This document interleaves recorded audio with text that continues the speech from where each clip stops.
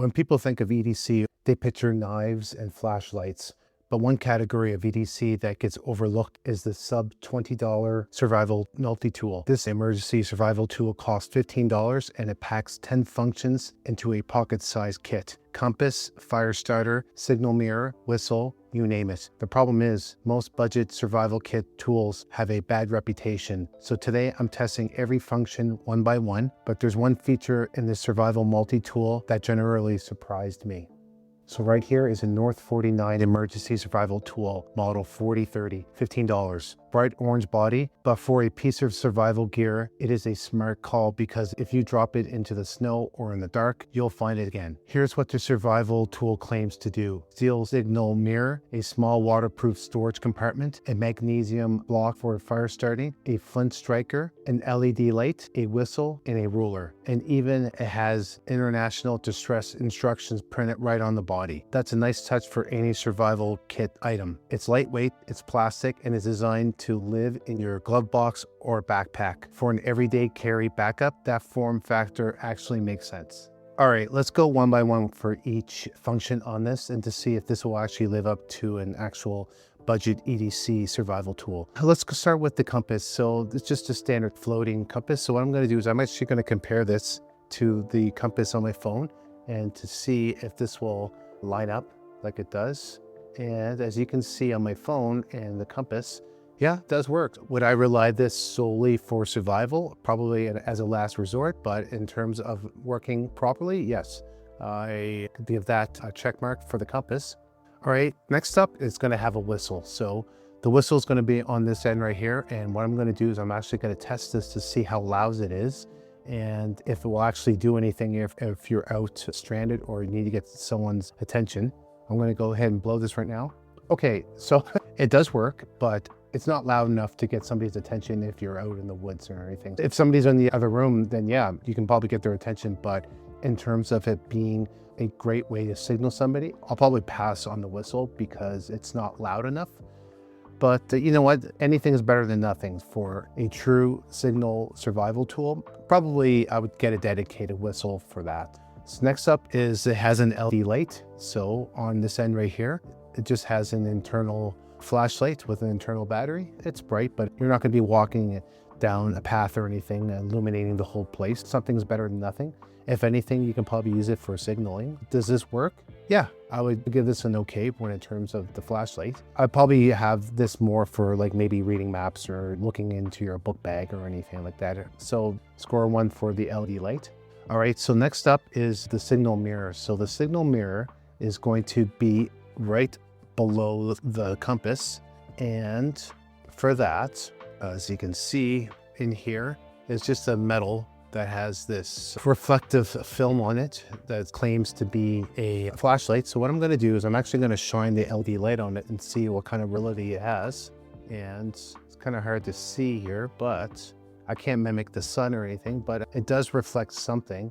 Would I risk this for signal somebody? Maybe not, but something is better than nothing. I would give this a marginal pass when it comes to the use of your survivability. Okay, so we went for the compass, whistle, LED in the mirror. Next up is this distress signals. They actually did a smart job of putting these basically cheat sheets on this. So if you're not used to any of the international alpine rescue signals, so right here we have marked here, we have 6 signals, pause, and then repeat. So this is the alpine rescue signal way to signal somebody. And then on here there's a little symbol of a guy saying no need help, represented with an N and your hands one up and one down. And then there is the international sign for SOS right here. And then finally is the other side, help needed, with your hands up like the Y. So just a little cheat sheet if you are stranded that you need to get somebody's attention. You can use these as a guide. All right. And then from there is your storage tank and your ruler. So right here, when you open this up, I didn't find that there was a lot of space. What they claim to be a storage space would be in this little crevice right here. I would probably guess to say the only thing you can put in is maybe a couple of matches, a little strike pad, maybe some money. But other than that's pretty much it for the storage that they claim to have. because if you actually turn it this way and then close it, this space right here is being covered by the ferro rod. But anyways, so there's that. And then from there, we have the ruler. And then if I flip that over, that is the scale. I don't particularly like this because it only shows on here, and it's hard to read, that it only has probably 20 centimeters. It's hard to say. Yeah, right here, around 20 centimeters. And on here is the scale. And it's the part of the scale, it's kind of worn off. It says 1 in 100,000. Oh, there it is right there. In terms of storage, probably not, unless if you want to hold something very small in this part right here. So that is the storage tank and ruler in scale. And then the last part I'm going to show you is the fire starter. If I take this and flip it the other way, is going to have the storage in here would be for the magnesium striker. So we have the magnesium striker and the ferro rod. It's an absolute no. It sits in a controlled environment. So if I really was relying on this to start a fire, I would say no, absolutely not. So that's why you would always want to carry some backup waterproof matches in here. All right, that is it for all the features on here.